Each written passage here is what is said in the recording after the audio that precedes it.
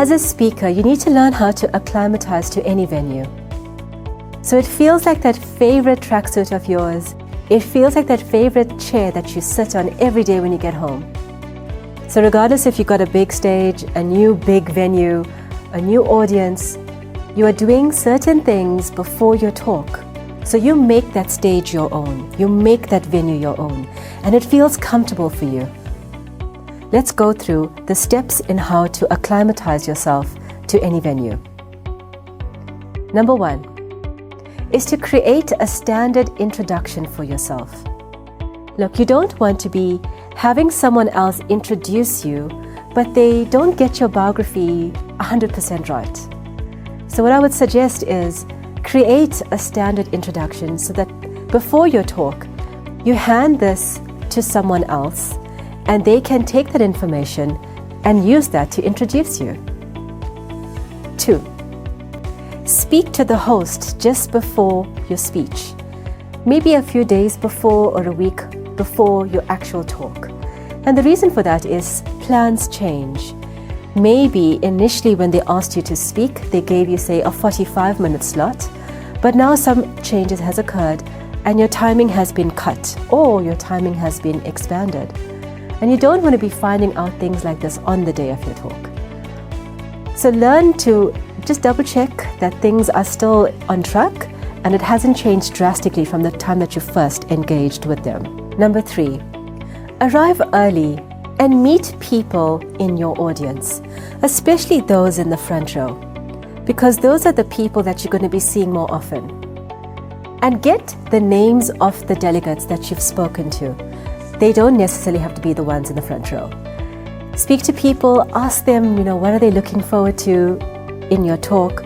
What brought them to your presentation? And draw these stories out. Because in number 4, by getting the delegates' names, somewhere in your presentation, you can connect to those individuals by saying, I spoke to so-and-so just before the talk, and it emphasizes the point of, and you sort of continue with your presentation. Number 5, remember to have that impactful start. And if you're following everything that you've learned on this course, I would have taught you how to create an impactful start right at the beginning of this course. If you haven't been through that yet, I'd advise you to go back to that section of this course. Number 6 is to stand to one side just before the host introduces you. So what you don't want to be doing is to be seated somewhere in the audience. So you take a little bit longer to get from where the audience is seated to the actual stage. So just sort of stand off stage somewhere, preferably to the right of the stage if you are looking at the audience. So when the host announces your name, it's just a quick few seconds before you get to the stage and take control of your presentation from there.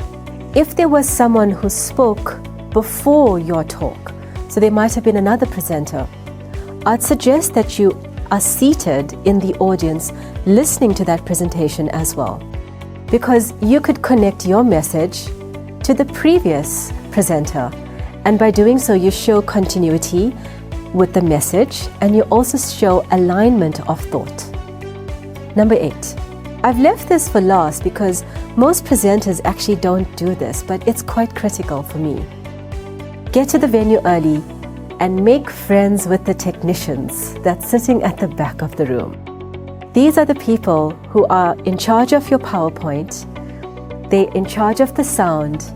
They will be the ones helping you in case anything goes wrong with your presentation.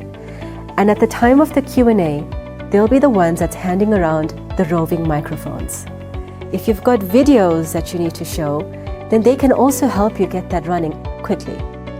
So before you talk, to run your presentation through those technicians just to make sure that everything is in sync and that they have everything on their side to make things work for you.